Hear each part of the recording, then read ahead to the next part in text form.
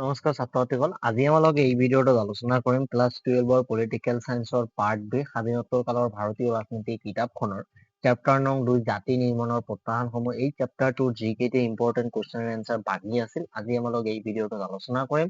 তোমালোক বেছি দেৰি নকৰি ভিডিঅ'টো আৰম্ভ কৰিছো। তোমালোকে ভিডিঅ'টো শেষলৈকে চাবা।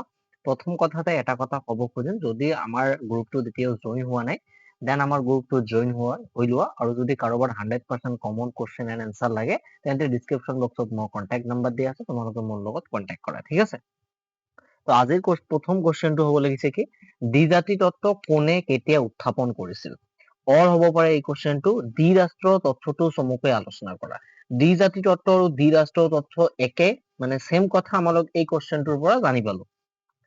মুছলমান সংখ্যাগৰিষ্ঠতা থকা অঞ্চলসমূহক লৈ এখন ৰাষ্ট্ৰ গঠনৰ স্বাৰ্থত মহম্মদ আলী জিন্নাই 1940 চনত মুছলিম লীগৰ লাহোৰ অধিৱেশনত এই দ্বিজাতি বা দ্বিৰাষ্ট্ৰ তত্ত্বটো উত্থাপন কৰিছিল। মানে আগত সকলোৱে একেলগে আছিল, মানে ব্ৰিটিছৰ পৰা যে ব্ৰিটিছ ভাৰতবৰ্ষৰ পৰা খেদিব লাগে, আমাৰ টাৰ্গেট এইটোৱে আছিল যে ইংৰাজ যাতে আমাৰ ইয়াত শাসন কৰিব নোৱাৰে।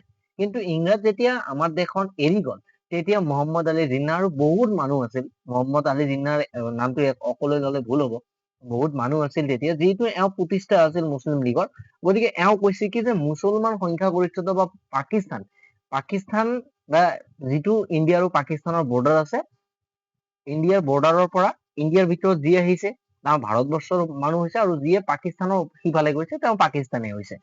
আৰু যেতিয়া বৰ্ডাৰ হোৱাই নাছিল, তেতিয়া মানে তোমালোকক এটা কথা নেক্সট এটা দিন আলোচনা কৰিম, বা আজিয়ে আলোচনা কৰি দিওঁ।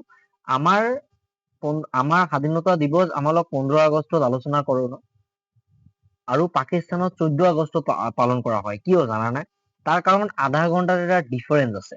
এই 15 তাৰিখ আৰু 14 তাৰিখ 14 তাৰিখ স্বাধীন কিন্তু একেলগে হৈছে, স্বাধীনতা লাভ একেলগে কৰিছে, কিন্তু আধা ঘণ্টাৰ এটা ডিফাৰেন্স আছে। গতিকে এই আধা ঘণ্টা ডিফাৰেন্স হোৱাটো, সেইটো মানে যেনেকুৱা আমেৰিকাত আমাৰ ইয়াত যিমান বাজি আছে, আমেৰিকাত কিন্তু সেইটো বাজি নাই, বেলেগ আছে। গতিকে মানুহে কিন্তু যিয়ে পাকিস্তানত আছিল বা বৰ্ডাৰত আছিল, মানুহ নাজানিছিল যে মই ক'ত আছো, পাকিস্তানত আছো নে বাংলাদেশত আছো বা ভাৰতত আছো, কোনেও নাজানিছিল। কিন্তু মুছলিম লীগৰ যিটো মানে দ্বিজাতি তত্ত্ব, এইটো আলোচনা কৰিছিলে যে আমাক মুছলমান সংখ্যাগৰিষ্ঠত এখন ৰাষ্ট্ৰ লাগিব। এই তথ্যৰ অধীনত দুটা জাতিৰ ওপৰত ভিত্তি কৰি দুখন ৰাষ্ট্ৰ গঠনৰ দাবী উত্থাপন কৰা হৈছিল। মই আগতে এই কথাখিনি বুজাইছিলো কিন্তু তোমাক, অৰ্থাৎ হিন্দু জাতিক অঞ্চলটোক ভাৰতবৰ্ষ দেখা বুজাই, মই যিখিনি কৈছো ইয়াতে সেইখিনিয়ে লিখা আছে। আৰু মুছলিম জাতিৰ অঞ্চলটোক লৈ পাকিস্তান গঠন হ'ব বুলি দাবী উত্থাপন কৰিছিল। আলী জিন্নাই এই দাবীবোৰ কৰিছিল।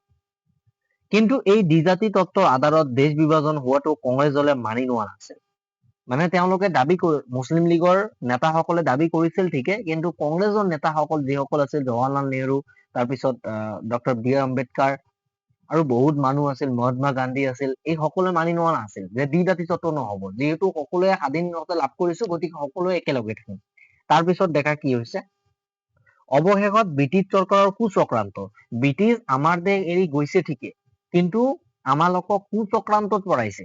যেনেকৈ মহম্মদ আলী জিন্নাই কৈছে কি, মুছলমান সকলে দেশ স্বাধীন কৰিছে, মানে বুজাই আছো আৰু, মুছলমান সকলে দেশ স্বাধীন কৰিছে, তোমালোকৰো ভাগ আছে, গতিকে তোমালোকে মুছলমান সংখ্যাগৰিষ্ঠ দেশৰ ৰাষ্ট্ৰ লোৱা। অৱশেষত ব্ৰিটিছ চৰকাৰৰ কুচক্ৰান্তত আৰু এই দ্বিজাতি তত্ত্বৰ প্ৰভাৱত 1947 চনত আগষ্ট মাহত ভাৰতবৰ্ষৰ পৰা পাকিস্তান ভাগ হৈ গৈছিল। কোনে কেতিয়া মহাত্মা গান্ধীক হত্যা কৰিছিল, এইটো তোমালোকৰ প্ৰি ফাইনেল পৰীক্ষাত আহে, ফাইনেল পৰীক্ষাত নাহে এইটো। জাতিৰ পিতা মহাত্মা গান্ধীক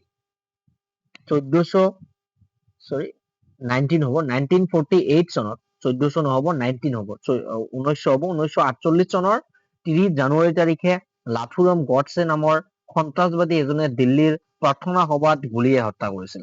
উল্লেখযোগ্য যে আমাৰ ভাৰতবৰ্ষত 30 জানুৱাৰী তাৰিখটো প্ৰত্যেক বছৰ শ্বহীদ দিৱস হিচাপে পালন কৰা হয়। 2000 চনত নতুনকৈ সৃষ্টি কৰা ৰাজ্যত তিনিখন অঞ্চলৰ নাম ঝাৰখণ্ড, ছত্তীশগড় আৰু উত্তৰাখণ্ড। ভাৰতৰ অংগৰাজ্য হোৱাৰ ক্ষেত্ৰত সমস্যাৰ সৃষ্টি কৰা 4খন ৰাজকীয় বা ৰাজশাসিত ৰাজ্যৰ নাম লিখা। জুনাগড়, হায়দৰাবাদ, জম্মু কাশ্মীৰ আৰু মণিপুৰ। মোৰ স্বদেশৰ ওপৰত পাকিস্তানৰ সৃষ্টি হ'ব কোনে কৈছিল? মহাত্মা গান্ধী। মহম্মদ আলী জিন্নাই যেতিয়া কৈছে যে আমাৰ মুছলিম সংখ্যাগৰিষ্ঠতা আমাক পাকিস্তান গঠন কৰিম, তেতিয়া মহাত্মা গান্ধীয়ে ঘূৰাই দিছিল কথাটো, যদি মই জীয়াই থাকো তেন্তে মোৰ শৰ ওপৰত বা মোৰ দেহৰ ওপৰত বা মোৰ লাশৰ ওপৰতহে পাকিস্তান গঠিত হব। মই জীয়াই থকালৈকে মই পাকিস্তান গঠন হব নিদিওঁ, এই কথাটো কৈছে। গতিকে ছাত্ৰ ছাত্ৰীসকল, এই চেপ্টাৰটো মই অলৰেডি কমপ্লিট কৰিলো। এতিয়া তোমালোকক মই ইংৰাজীত কেইদিনমান ভিডিঅ' আপলোড কৰিম, পলিটিকেল চায়েন্স কেইদিনমান অফ থাকিব, ঠিক আছে।